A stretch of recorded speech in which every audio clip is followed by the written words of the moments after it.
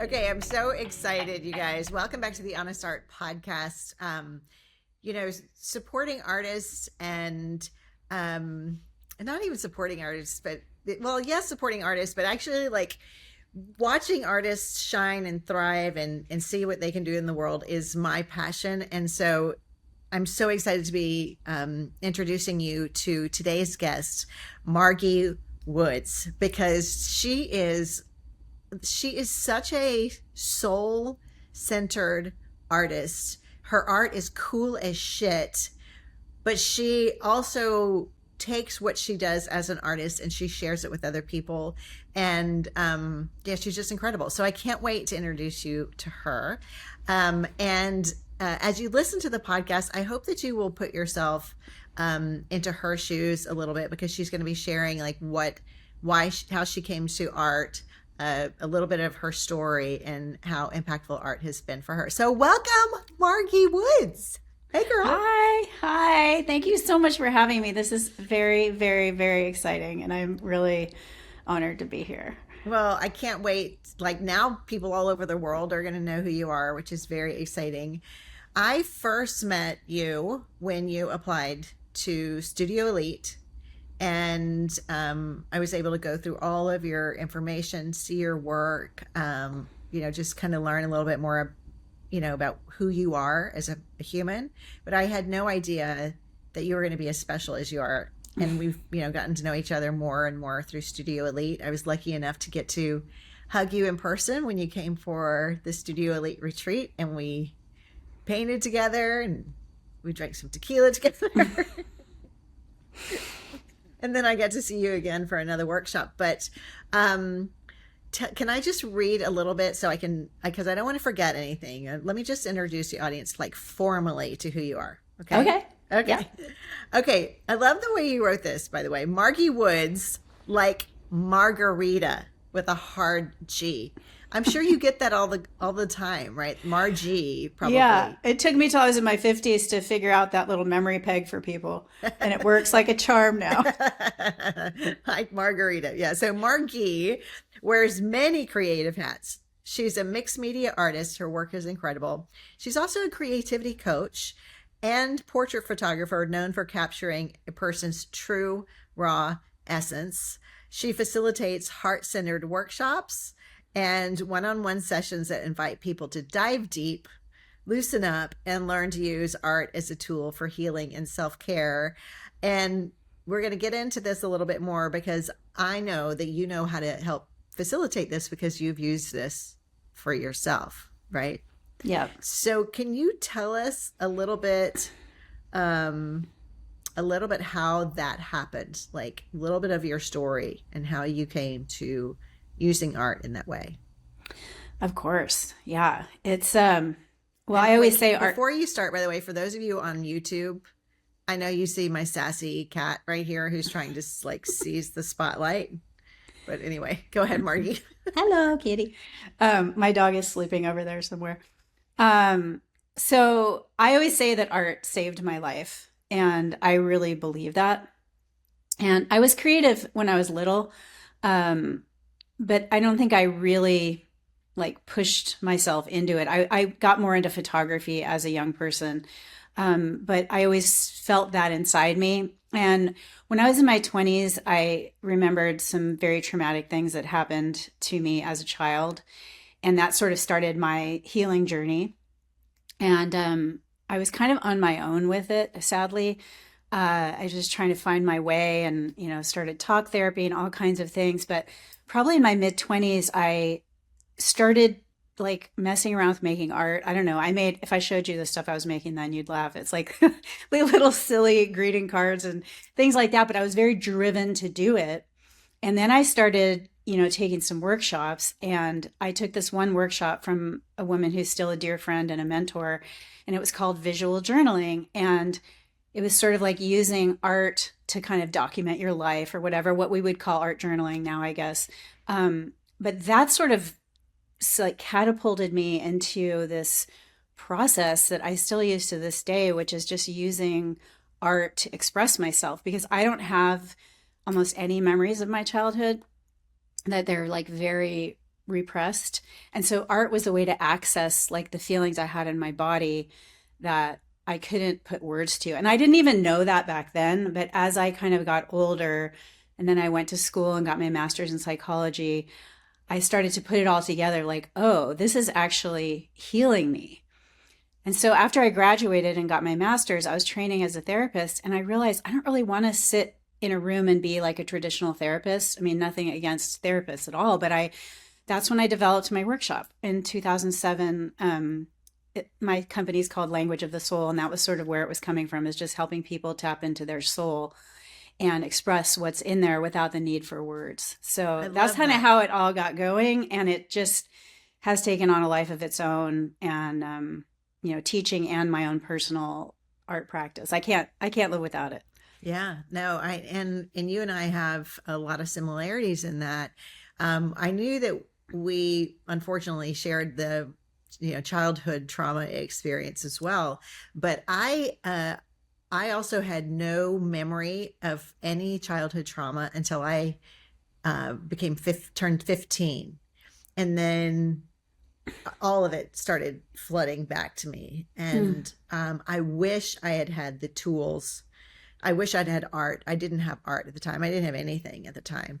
And I can only imagine how, if I had, because like you said, sometimes there's no words for what we're experiencing. And even if there are words, it's like they're not enough sometimes. Does that make sense? Yeah. Oh, yeah. I mean, in this period of my healing journey, I'm just realizing that, I'm grateful for all my talk therapy and my training as a therapist, but that was only allowing me to learn how to like speak the truth.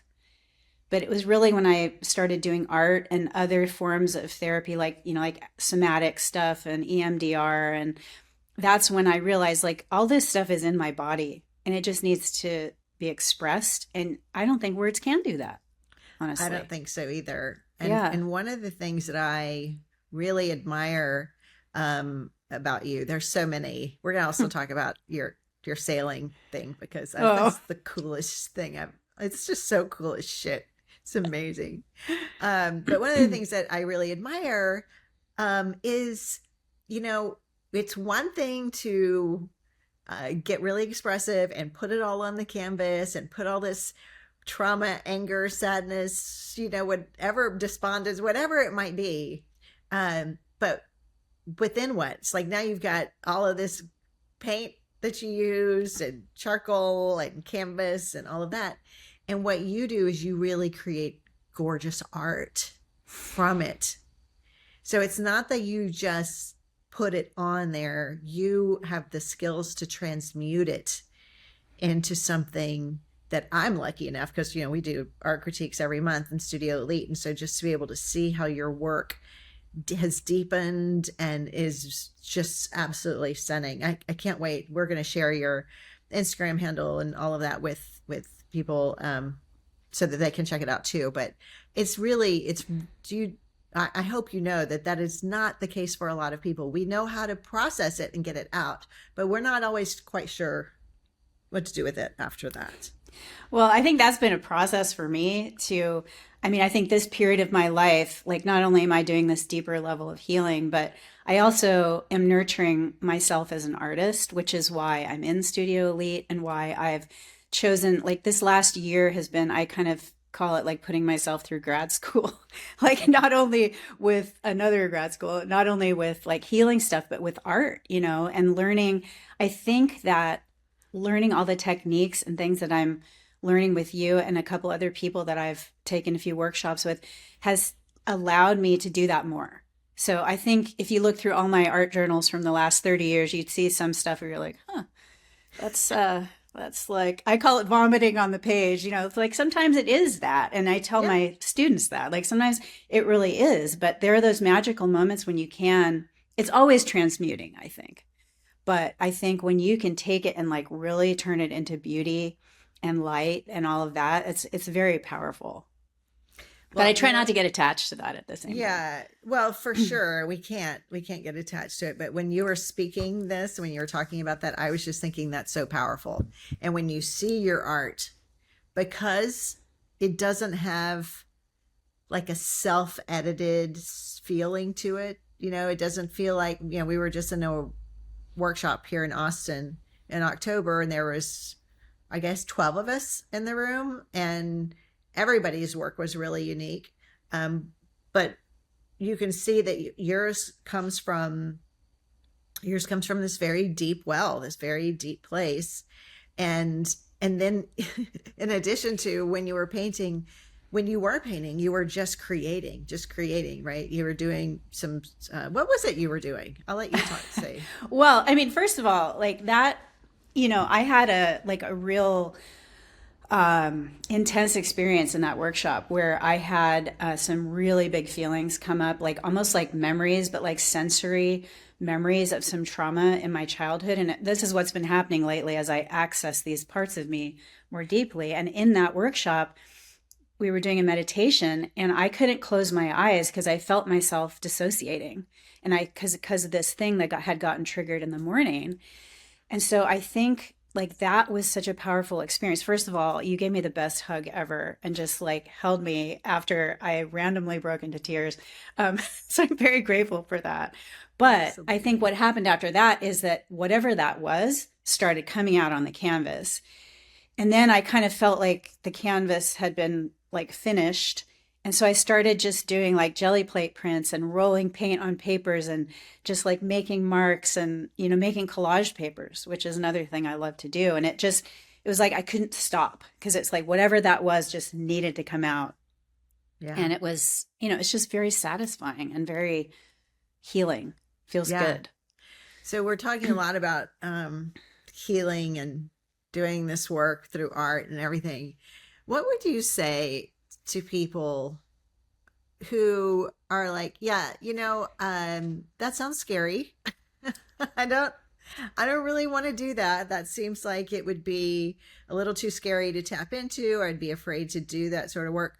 What would you say to those people who would shy away from creativity because maybe they're afraid of what might come up? Well, that's such a great thing to ask because it does happen. And I think it actually happened recently with, I have people that I work one-on-one with. And, sometimes people come in and it's very new for them. And also even just tapping into these deep places in themselves is very new for them. So you mix that vulnerability, even that's like an understatement, with the vulnerability of creating, especially if you feel a little self-conscious about it. And it can be very scary. Yeah. So I always just tell them to just, like I try to keep people in their bodies, help them find tools to stay in their bodies and just express what's here. And if it feels scary, you can always stop. Yeah. Or we can witness it and ask it. Like I do a lot of parts work with my therapist. And so sometimes with my clients, we talk about that. Like which part of you right now does not want you to do this? Yeah. And most of the times it's some kind of a protector. Yes. That is like, no, do not do that. Because if we do that, we're going to be annihilated, Yeah. And so it's like, I think making art can be a conversation with those parts of ourselves. For sure. Like, okay, well, we're safe here. Let's look around and, like maybe you can step back and just let me just see what will happen if I just let this stuff out. Yes. So it's kind of just a dance really. And I just try to always make sure people feel safe and in their own power to make their own choices. I'm not going to ever force anybody to go further than they want to or anything like that. I wonder if you have felt this or if you have worked with people that have felt this, that sometimes when I show up to, in the studio to paint, I'll just be like, oh, I'm just so glad I'm in here just to enjoy myself today. And then randomly, I'll be like, I'll just notice in my body something is stirred up, right? But I'm there to make something beautiful. So that's not the time. Like, no, not right now. But something is just like emotionally pulled up. And so when that happens, I just let it, I don't think you have to. I guess what I'm trying to say is, have you had people that are like, listen, Margie, smarty pants, I know I'm here to work through stuff, but today I just want to make pretty things. I just want to be proud of something that I'm painting. How do you deal with that? What do you do with that? Well, I try to always take people back to my favorite saying that comes from Angeles Arrien's book, The Fourfold Way, and it's hanging right over there. And there are four things: show up, pay attention, tell the truth, and don't be attached to outcomes. So I try to take them back to like the telling the truth part, Yes. or like just staying in the moment. Like, okay, that's great. If you want to make something that's kind of quote pretty, that's where you are right now. But like I try to just like get them out of that place where they need to be attached to something being a certain way. Right. Like stay in that truth that that's what you want to do right now, Yeah. but let's not grip it so tight, Yes. that it chokes why we're here. I don't know if that makes sense, but Oh, it makes total sense. And I love that you said you just can't hold on to it too tight. Like you can't go into it with an expectation of what you want the painting to look like. You can't like the minute I show up to the canvas knowing what I want to paint or what knowing like attached to the outcome of what it needs to look like, it goes to hell almost immediately. Like I oh, can never like find my groove, right? Um 100%. Oh my yeah. gosh. So we haven't talked about this, so if you feel like it's not something you want to share, that's totally fine. But about a month ago, when we were in Studio Elite, you mentioned that you were struggling in the studio, that you were like you were kind of in the zone for a while, and you were pleased with some of the stuff that you're doing, and then you're like, one day you just came in, you were very honest, not came in, we meet over Zoom, but you showed up and you're just like, I just have to tell you, nothing feels good in the studio. Can you talk about that Yeah. experience and what you feel like you learned from that? Yeah, and it's Because still that's happening. And it relatable. happened yesterday. And I think, honestly, I think what it is what we were just talking about. It's like I am getting attached to the outcome. Because one of my goals in working with you in Studio Elite was to, first of all, start making bigger pieces, because all my work has generally been either in journals or very small. And then also to hopefully start selling my art, which is something I've never done in all the years I've been making art and making pieces.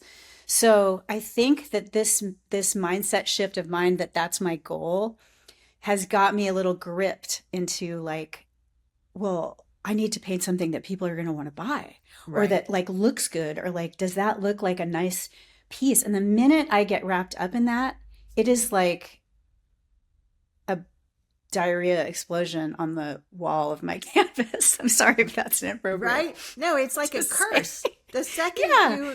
you're, yeah.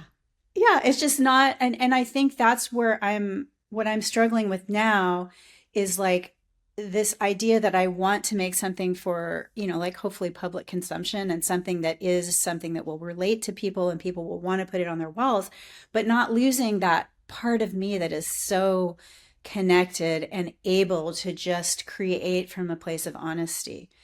So these two things are kind of like, it's like I have one foot in both sides of this equation, and Yes. it's really challenging. Yeah. I mean, And yesterday was really hard.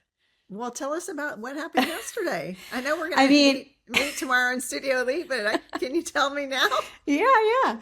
Well, so, I did your workshop in Austin, which, by the way, if nobody's ever done an in-person workshop with Jody, go sign up right now. So much fun. Like I am still high from that whole weekend. But I came back like, okay, I'm going to make a body of work. And I was already like on that track being in Studio Elite, but I like bought some canvases and I'm like, okay, I'm going to do 24 by 24 and 36 by 36. I'm just going to start there. And I just started going for it. And the first day was great. I've been painting every day this week. But yesterday, it's like I started to just keep going too far and like thinking too much and trying to make it look a certain way, and like looking at all the colors. I've been mixing palettes every day, like just practicing. And then I'm looking at these colors going, well, I just need to use like every single one of these colors. And like, I just was like in Yeah. my head, and like it does not look good. It's over there. It's just not good. And now you're having to look at it while you're Well, I'm talking not about looking at it. it. Okay. Well, I think that's the plight of for all of us artists, and um, like the second we start, at least this has been my recent experience. The second I start making art that I really love, that I find is like, oh my gosh, look, I can't believe that I love that. This different and new, and so then I try to make something that's similar to that. It's just a disaster. I know. And I heard your voice in my head, like about the like trying to make something like the Yeah, last thing. yeah, And then I was like, yeah, that's exactly what I'm doing. And now it looks like mud yeah. or like something that isn't me. Well, it's just a layer, right? It's just a Yeah. layer. Yeah. Oh, yeah. I've been sanding a lot of layers back on this one. That's fun. That's so Yeah, it is fun to fun. sand back those layers. Okay, can we just tell people the other really cool thing about you? Yes, you're an amazing artist. Yes, you are a coach. Yes, you do all of these. You're a photographer. All of these great things. But what is your other passion? I am a sailor and I'm very passionate about that. That's like one of my lifelines in life. And yeah, I basically can't live without that at all. That's why, I mean, I would probably live in the mountains if I didn't need the ocean so much, but I need to be on the water. And I love to sail by myself. And that's sort of one of my ways of really connecting more deeply with myself, just like painting is and creating and Yeah. serving people. Yeah. When I heard you say I love to sail by myself, I was thinking, God, that must be such a time of self-reflection. Like it's just you in the boat in the water. Do you want to share about any kind of significant thing you did by yourself? Yes, I do. Um, you're so funny.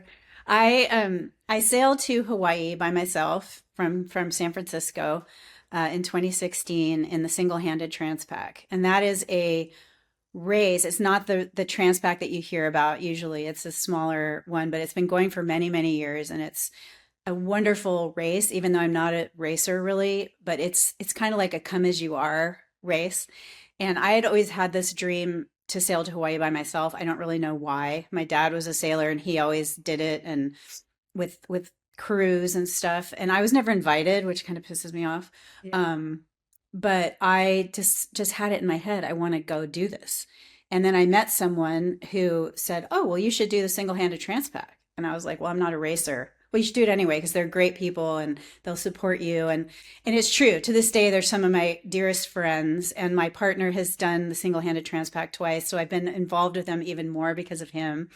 So yeah, so I did that. It was the best experience of my life. Really, really powerful. And one of So the badass. So thank you. badass. So no big deal. I just sailed from San Francisco to Hawaii by myself. No big deal. Well, it was a big deal. It is Um, huge. That is so, so cool. I just want to say, I know her. Oh my God, I know her. well, thank you.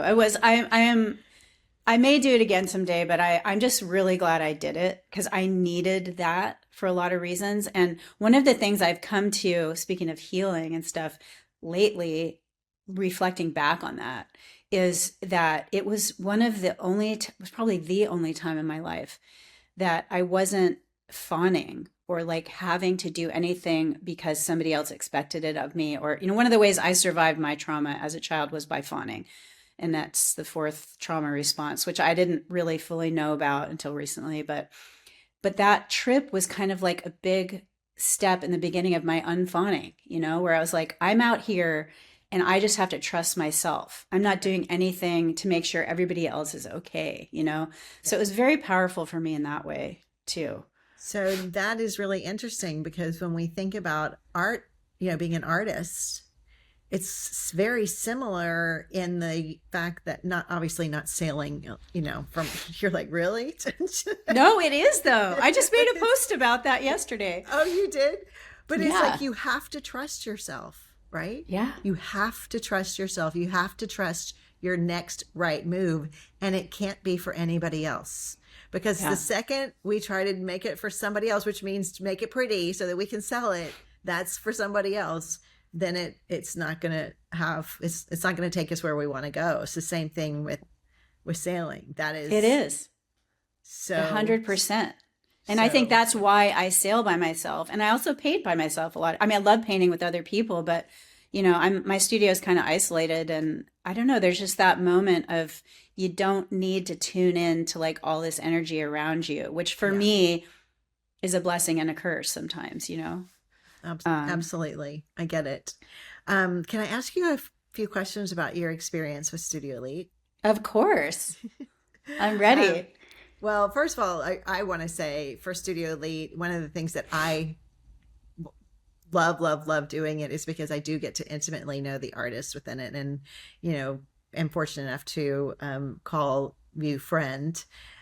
We all leave much more just closer and just have these established relationships. So that's beautiful. So that's my big win with it all, and getting to watch you guys grow. But what do you feel like, are there like, is there anything that comes to mind, or a few things that come to mind about your experience within Studio Elite?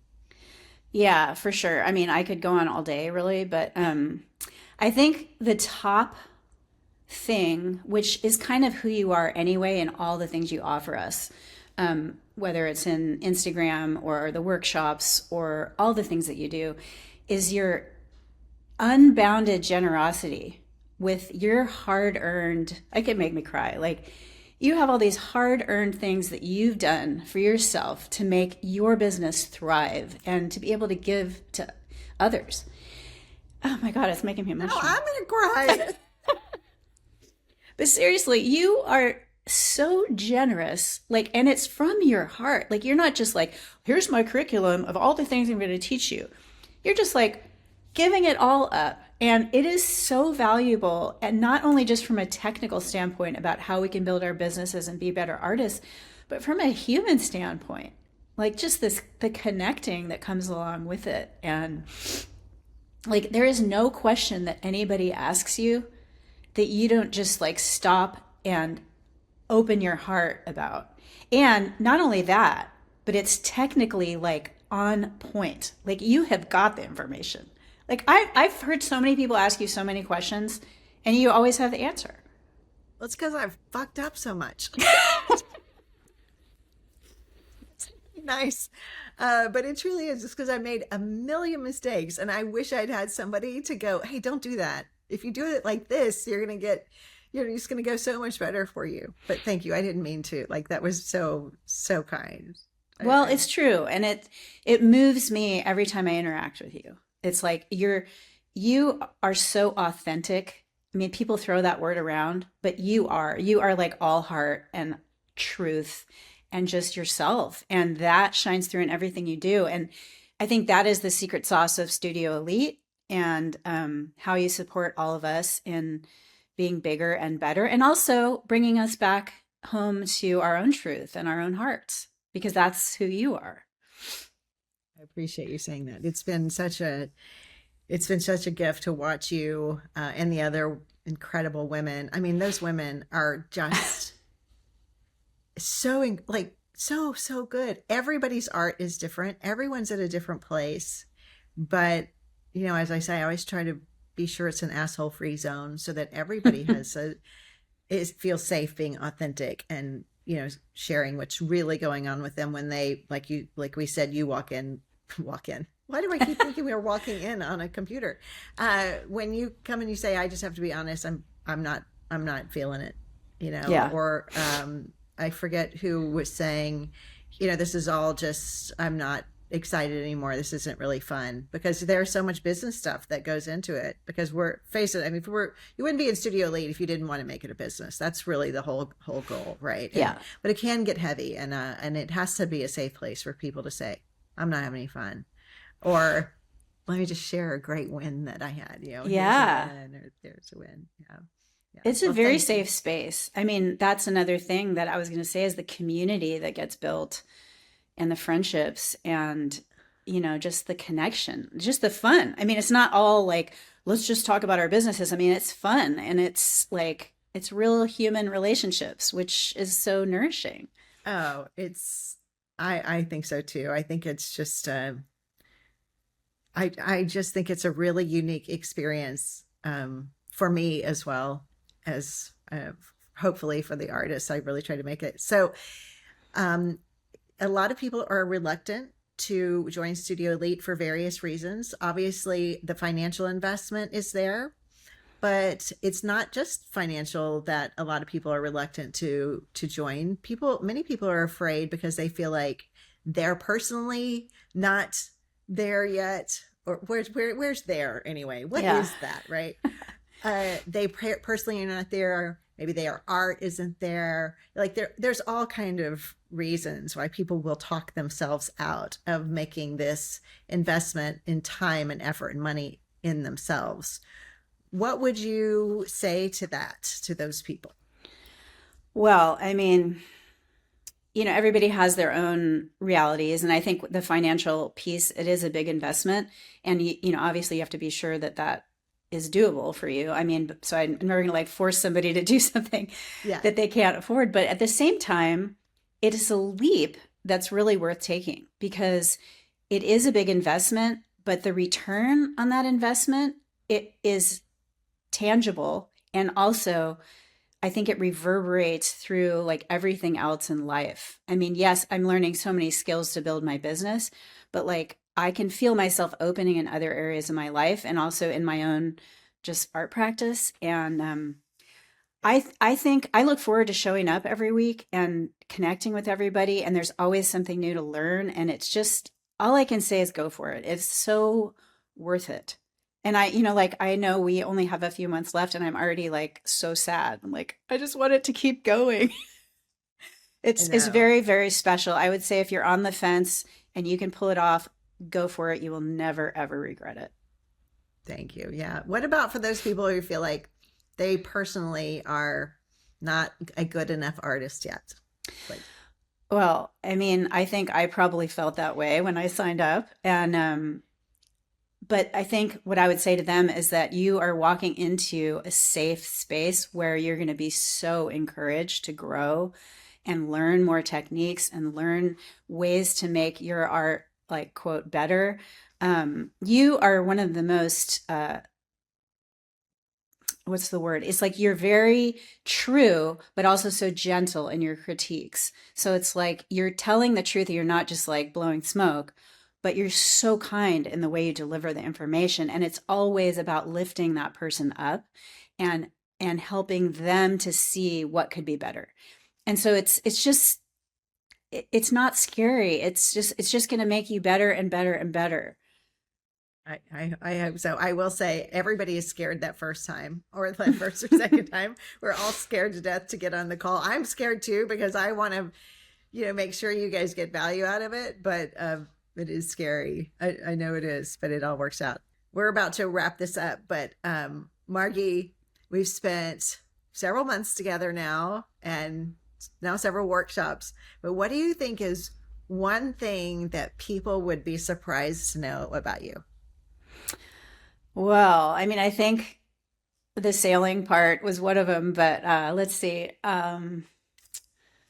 If you say Maybe you're a great break dancer, I'll absolutely lose my mind. no. Well, I'm a third degree black belt. What? What? That's something I don't. I mean, it's a long time ago. It was my life for a long time was martial arts, and I had a studio, and I taught, and um, yeah. Okay, that is so cool. How did we get all this time and I didn't know that? I don't know. That's amazing. That's amazing. But I have to tell you that if like if somebody tried to attack me or someone I loved, I could get the deed done, but then I would be like rolled away on a gurney or something because my body cannot support that stuff anymore. Because you're like, I pulled something important Yeah. in the Like process. last time I tried to do a kick, I ended up with a back and spasm for like 3 days. Oh gosh. Okay. Well, that is still so amazing. Thank you for being so open and honest, and for sharing your journey with us. You are such a cool chick. I Oh. want other people to know how they can find you. So, can you share, what are the best ways for people to get in touch with you or to find you? Yes. Well, I have a new website that is actually being launched as we speak, and the it is language. languageofthesoulart.com, I think. We'll put the link in the show notes as well Okay. for people. Yeah, I'm pretty sure that's what it is. I had to get a new URL because the other one was my photography website. And then I'm on Instagram, Language of the Soul Studio with underscores in between. And I have a Facebook page too, but I don't really actively do that. I don't either. Yeah. I don't either. But I have, so my new website will be here by the time this is aired. And there's all kinds of information on there about, ways to work together or anything. Or buy your art. Oh, yeah. Well, that's coming. Stay tuned for that one. Thank you so much for joining me today. And you guys, please do yourself a favor and go follow Margie, look her up. If you have, again, if you want to work with her or see her, just her art is absolutely stunning. Check her out. Thank you so much, sweet. Margie. Thank you, Jody. It was such a pleasure and an honor to be here. And I'm just thrilled. Thank you so much. You're welcome. You take care. Okay, you too. Bye. If you are ready for a profound change in your art business, like for real, you're ready to soar, I highly suggest you get a mentor or find yourself a community. So that's what I did with Studio Elite. I love mentoring artists in my Studio Elite program. It's my highest touch program that I have. And we are accepting applications now for the 2025 program. We start in January. So if you feel like 2025 is your year, that it's time to put your stake in the ground and you're ready to go hard and to do this, I would be honored to work with you. Just look for the link in the show notes for the applications, and I would be honored, like I said, to work with you soon.